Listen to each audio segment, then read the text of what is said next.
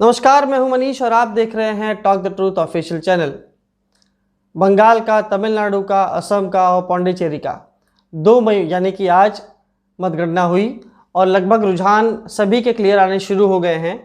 और अगर हम बात करें पश्चिम बंगाल की तो 292 सीटों में से 292 सीटों का जो है रुझान आ चुका है। बीजेपी 82 प्लस दिखा रही है, टीएमसी 208, कांग्रेस 1 और अन्य 1। कांग्रेस का जो आंकड़ा है वो 0-1-0-1 होता जा रहा है। टीएमसी भी 208 से 216 के बीच ये आंकड़े उछल रहे हैं। 82 जो बीजेपी की सीट दिखा रही है, जिसमें से 77 पहले दिखा रहा था, अब 82 दिखाया जा रहा है। तमिलनाडु की बात करें तो 234 सीटों पर 234 सीटों पर मतदान हुआ है, जिसमें से एआईएडीएमके 76 और डीएमके 157 और अन्य 1 दिखाई दे रहा है। उसके बाद केरल में 140 सीटों पर मतदान, एलडीएफ 93, यूडीएफ 40, बीजेपी 0। पांडिचेरी में 30 सीटों पर मतदान, बीजेपी 16। यानी कि असम और पांडिचेरी में बीजेपी सरकार बना रही है। पश्चिम बंगाल में बीजेपी एक मजबूत विपक्ष बनकर उभरी है और तमिलनाडु में आप देख ही रहे हैं डीएमके और एआईडीएमके का क्या हाल है। डीएमके इस बार वहाँ सरकार बनाने जा रही है।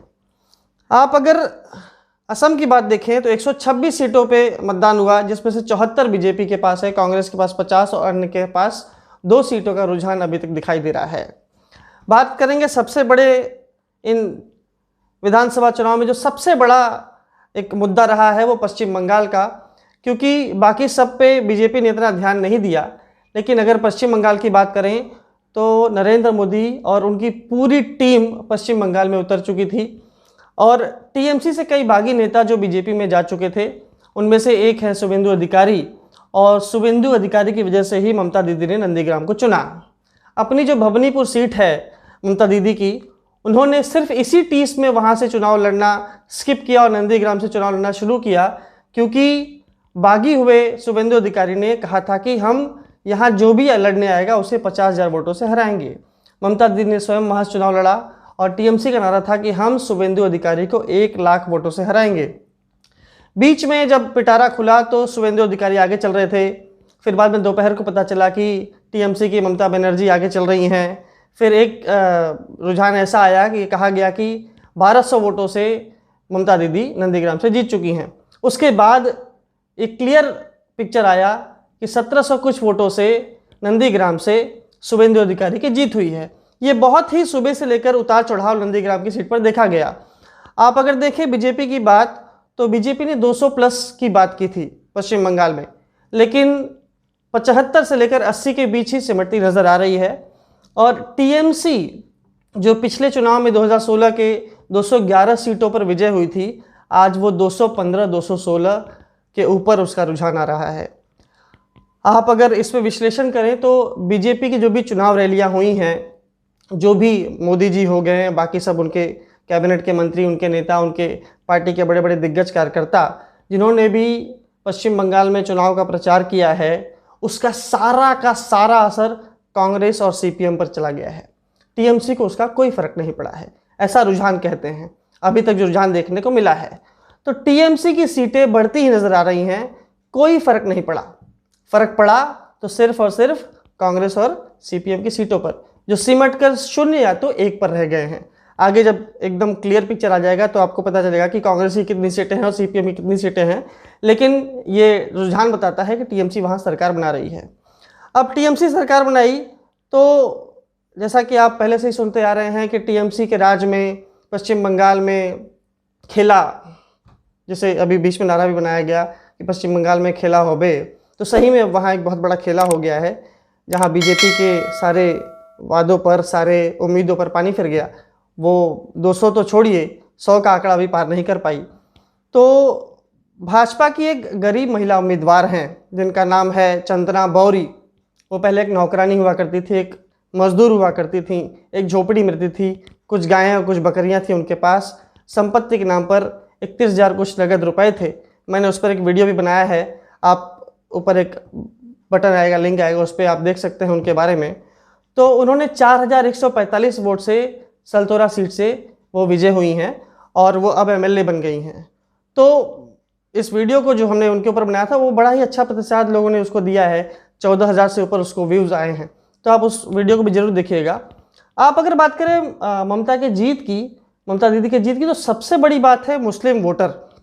जो बंगाल के 6 ज़िले हैं, उन 6 ज़िलों में जो मुस्लिमों की आबादी है वो पूरे पश्चिम बंगाल के 42.04 आबादी के बराबर है। तो आप देखेंगे कि 42.04 जो मुस्लिम वोटर की आबादी है उसने एक तरफा ममता दीदी को वोट दिया है, और तभी जाकर टीएमसी को इस बहुमत के ऊपर के आंकड़े को छूने का मौका इस बार भी लगातार तीसरी बार मिला है। तो सबसे बड़ा बात रहा मुस्लिम वोटर का। उसके बाद जैसे ही टीएमसी को बहुमत का आंकड़ा छूते हुए देखा गया तो नरेंद्र मोदी जी हों, राजनाथ सिंह जी हों, महबूबा मुफ्ती हों, अखिलेश यादव हों, सभी ने ट्वीट करके ममता दीदी को इसकी बधाई दी है। अब आप देखें कि टीएमसी ने जैसे ही बहुमत के ऊपर का आंकड़ा छुआ, एक खबर आई कि भाजपा के कार्यालय को आग लगा दी गई। जिस चीज़ का भाजपा के प्रवक्ताओं को डर था, नेताओं को डर था, क्योंकि हम सुबह से देख रहे हैं भाजपा के नेता प्रवक्ता हर न्यूज़ चैनल पे आकर ये बोल रहे हैं कि चलो टीएमसी को बहुमत का आंकड़ा तो मिल गया, लेकिन अब वो ऐसा ना करें कि भाजपा के कार्यालय में घुसकर तोड़फोड़ करें, वहाँ कार्यकर्ताओं को मारें। लेकिन जैसे ही शाम हुई वैसे खबर आई कि बीजेपी के कार्यालय को आग लगा दी गई। उसके बाद एक खबर आई कि हल्दिया में शुभेंदु अधिकारी के गाड़ी पर हमला हुआ है। अब मैं आपको बता दूं, ममता दीदी की जो करंट सीट थी भवनीपुर, उन्होंने छोड़ दी वहाँ से और वो नंदीग्राम चले आए चुनाव लड़ने के लिए। तो वहाँ उनके टीएमसी के शोभेन देव चट्टोपाध्याय हैं, उन्होंने 28,719 वोटों से उस सीट को बरकरार रखा है, और वो अभी भी वो सीट टीएमसी के पास सुरक्षित है। अब टीएमसी की सत्ता तो वापस पश्चिम बंगाल में स्थापित हो गई है, लेकिन एक बात है कि वहाँ जो विपक्ष अब उभर कर आया है बीजेपी के रूप में, तो ऐसा लगता है कि टीएमसी की राह वहाँ बड़ी कठिन होने वाली है। जबकि टीएमसी के पास बहुत अच्छा आंकड़ा है, वो जो भी चाहे उस विधानसभा में कर सकती है, जो भी चाहे वो कानून पास कर सकती है। 77, 75, 78 के आंकड़े से कोई फर्क नहीं पड़ता। फिर भी एक विपक्ष ऐसा मजबूत उसके सामने खड़ा है कि हर काम में उसे टोकेगा, और जब टोकने वाला कोई होता है तो काम बड़ा ही अच्छा होता है, और पश्चिम बंगाल का भविष्य आगे जाकर उज्जवल होने वाला है, ऐसा दिखाई पड़ता है। और जो बीजेपी ने 3 सीट से 70 के ऊपर का जो आंकड़ा छुआ है, मैंने पिछले वीडियो में भी आप सभी से कहा था कि ये उनके कार्यकर्ताओं के बलिदान का नतीजा है।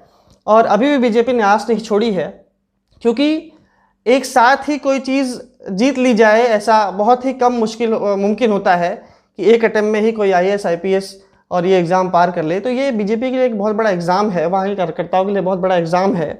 और इस एग्ज़ाम को पास करने के लिए 1 अटेम्प्ट, 2 अटेम्प्ट, 3 अटेम्प्ट, ऐसा हो सकता है कि इस बार 70 के ऊपर सीटें आई हों और अच्छा काम बीजेपी वहाँ करे, क्योंकि बीजेपी को एक प्लेटफॉर्म मिला है पश्चिम बंगाल में।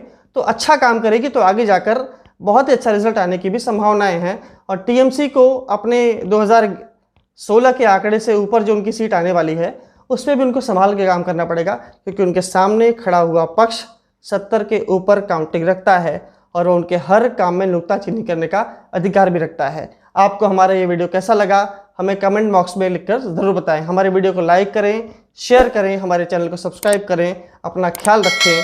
तब तक के लिए धन्यवाद।